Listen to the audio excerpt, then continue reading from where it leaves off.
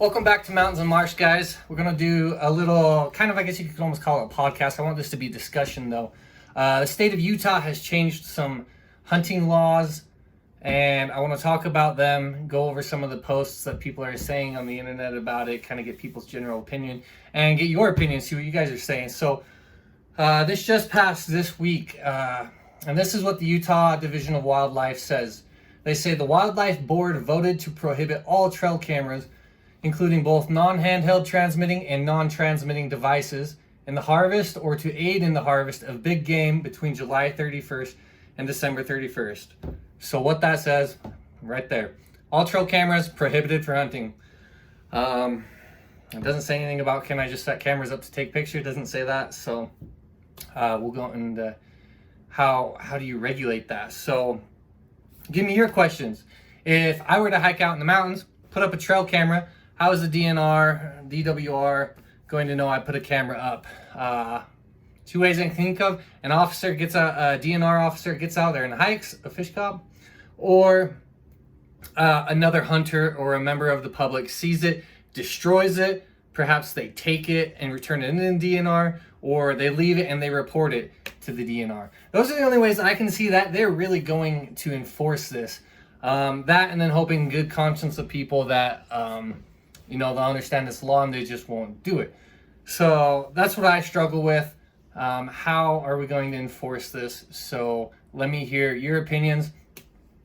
Personally, I actually like this law.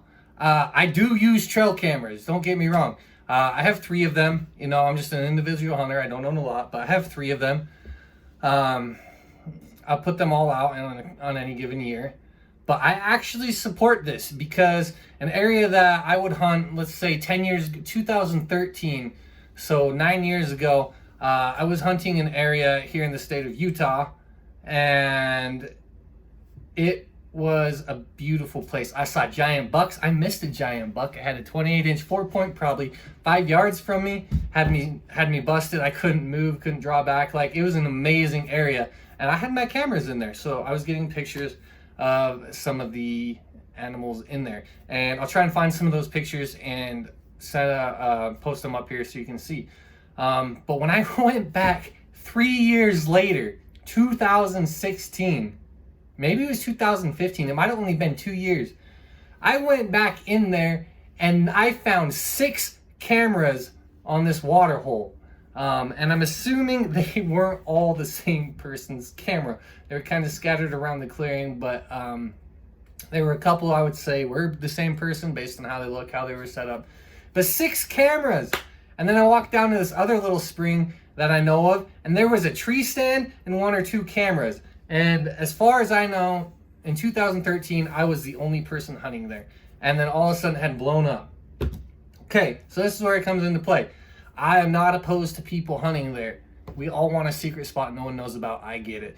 But the thing that just blew me away was that many people had cameras watching the water hole. And then I've seen it elsewhere. You'll go over a little creek, a little pond, whatever, and there'll just be half a dozen cameras on it. And it's embarrassing to me. And so I support this law. Even though I am a user of trail cameras, I think it's getting excessive. I think it's just a joke anymore. It is wonderful to watch the animals, get pictures of them, and to see what's in the area. I get it, and I love doing that. But I think it's excessive, and I think it's time that we do kind of dial that back a little bit, and just take a chill pill. So those are just some of the things I wanted to go over today. I want to hear your thoughts, your opinions. Please drop them down in the comments below. I would love to have a discussion. I'll respond as quickly as I can.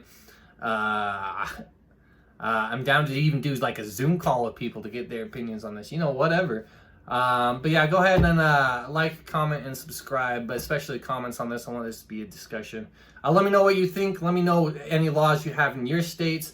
I know Montana just, I believe, if I remember right, passed some guiding and outfitter laws this last year, or it was on the table. Just different things. So let me know if there's any states that you're in and any laws you have that you have a lot of controversy kind of like this. And thanks for tuning in, guys. We'll catch you next time.